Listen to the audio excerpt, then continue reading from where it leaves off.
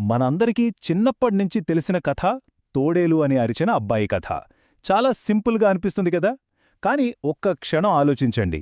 ఈ కథ వెనుక నమ్మకం, మోసం, వాటి పర్యవసానాల గురించి ఎంత పెద్ద పాఠం దాగుందో ఎప్పుడైనా గమనించామా? రండి, ఈరోజు ఈ కథను కొంచెం లోతుగా ఒక కొత్త కోణంలో చూద్దాం. అసలు కథలోకి వెళ్లే ముందు ఒక చిన్న ప్రశ్న, ఒక జోక్ ఎప్పుడు ప్రమాదకరంగా మారుతుంది అంటే, సరదాకి మొదలుపెట్టిన ఒక చిన్న అబద్ధం అది ఎప్పుడు హద్దులు దాటి నమ్మకాన్ని పూర్తిగా నాశనం చేసే స్థాయికి వెళుతుంది. ఈ కథ మనకు సరిగ్గా అదే చూపిస్తుంది. సరే, ముందుగా మన కథానాయకుడి ప్రపంచంలోకి వెళ్దాం. కథలో ఎవరున్నారు?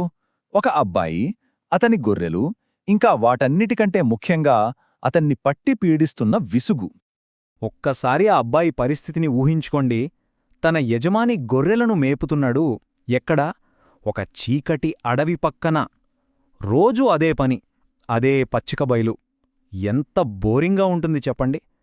అతనికి కాలక్షేపమంటే తనతో ఉన్న కుక్క, చేతిలో ఉన్న వేణువు మాత్రమే.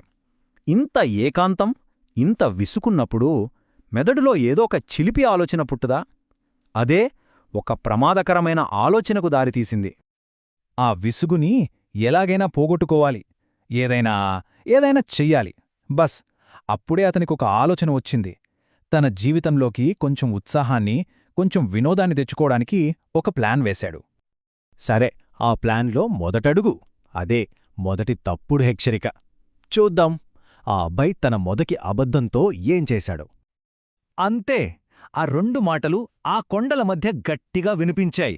తోడేలు, తోడేలు.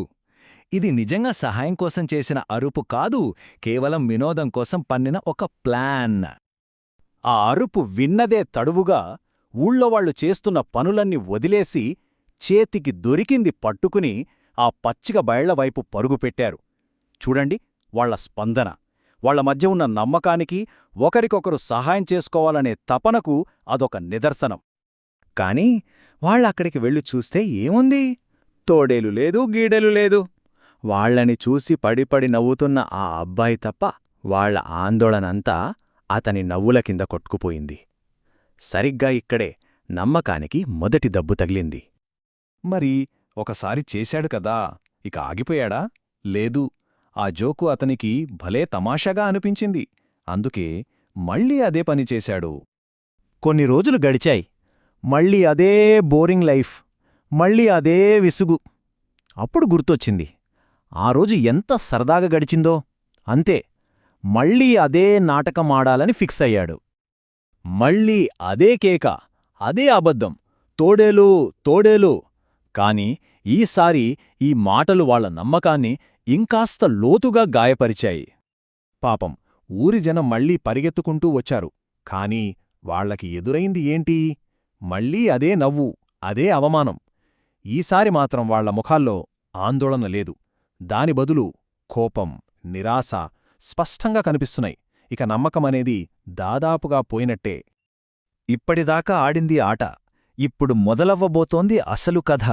జోక్ అయిపోయింది, కాని నిజమైన ప్రమాదం ఇప్పుడే మొదలైంది. ఆ రోజు సాయంత్రం సూర్యుడు నెమ్మదిగా అడవి వెనక్కి వెళ్ళిపోతున్నాడు. పచ్చిక బయళ్లమీద నీడలు పొడవుగా పడుతున్నాయి. అంతా నిశ్శబ్దం. సరిగ్గా ఆ సమయంలో ఆ చీకటి పొదలచాటునుంచి నిజమైన తోడేలు బయటికి వచ్చింది. ఇప్పుడు మూడోసారి మళ్ళీ అరిచాడు, తోడేలు, తోడేలు. కాని ఈసారి అతని కేకలో నవ్వులేదు, ప్రాణభయంతో వణికిపోతున్న గొంతు అది. అయితే ఊళ్ళో ఆ కేకలు వినిపించాయా? వినిపించాయి. కాని ఒక్కరు కూడా కదల్లేదు. ఇంకోసారి మనల్ని మోసం చెయ్యలేడువాడు అని గట్టిగా అనుకున్నారు. పాపం, అతని అబద్ధాల వల్ల నిజమైన ఆర్తనాదం కూడా అరణ్యరోదనేయే అయింది. ఒక అబద్ధానికి ఎంత వెల చెల్లించాలి? ఆ రాత్రి ఆ అబ్బాయికి ఆ ప్రశ్నకు చాలా దారుణమైన సమాధానం దొరికింది. సహాయం కోసం ఎవ్వరూ రాలేదు.